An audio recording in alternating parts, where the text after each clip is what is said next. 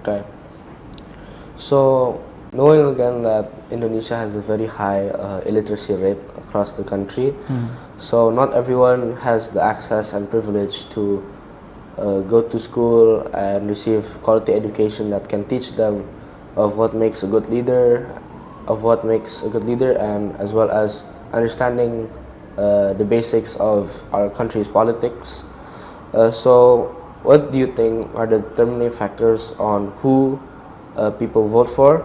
And based on your observation, how do Indonesians choose their preferred candidates, and in what ways?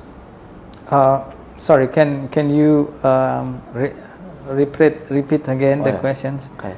So, what do you think are the determining factors on who people vote for? Oh, okay. Yeah. So, what the backgrounds of the people to put their preference in voting? Yes, it depends on the community you live, because in the community that very strong educations and be more critical with the situations and with the high demands, of course, those things become a major things that drive you to vote. So if you come from that community, in your opinion, in your mind, you really want to have a leader that smart, that have strong commitment in democracy, can not only work from national level but also at the global level, and of course they have to create effective and efficient works to make prosperity become spread out to the people. But if you come from the very simple communities, not really or traditional communities, maybe your goals in politics or your hopes in politics also simple.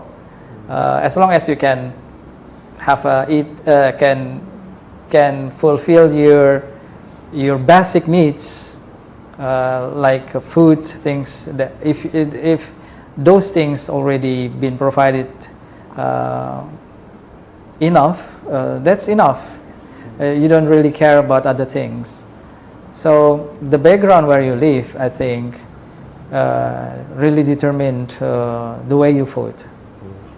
So, do you think that from like the background and when you live, that also is related with how Indonesians choose their preferred candidates in a way? And like, why do you think so? Yes, I think of course other things can determine as well. For instance, educations can maybe make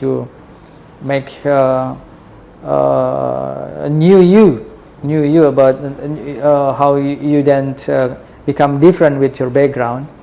But having said that, I'd like to say that actually in order to have a good democracy, you have to have good communities that have a strong commitment and understanding on democracy. It means it has become the government obligations to create great communities, good communities, so that people in that communities is not left behind in terms of understanding of democracy, in terms of economic independency, in terms of understanding democracy values, and create economic and social environment that very supportive for making better situations in our politics.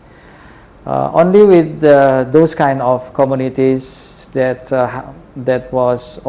is also supported by the government, we can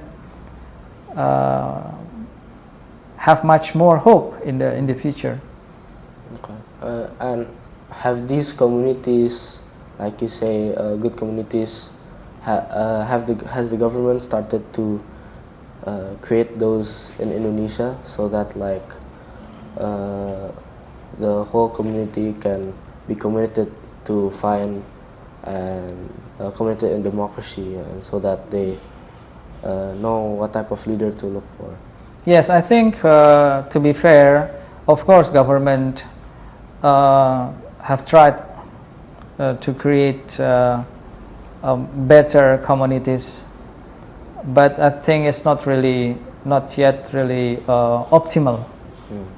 So there's still communities that still left behind, not really maximum, and on those communities actually democracy cannot grow properly, and that's why if we talk about the latest elections, it has impact for the result of the elections, because in those areas, in those communities, sometimes they choose very simple, not for the better one, the best one, according to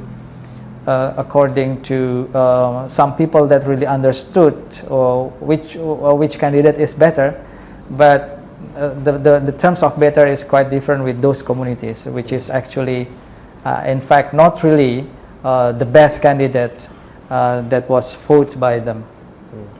So it's more like to fulfill their simple needs compared to finding the best possible leader to lead this country. Yes.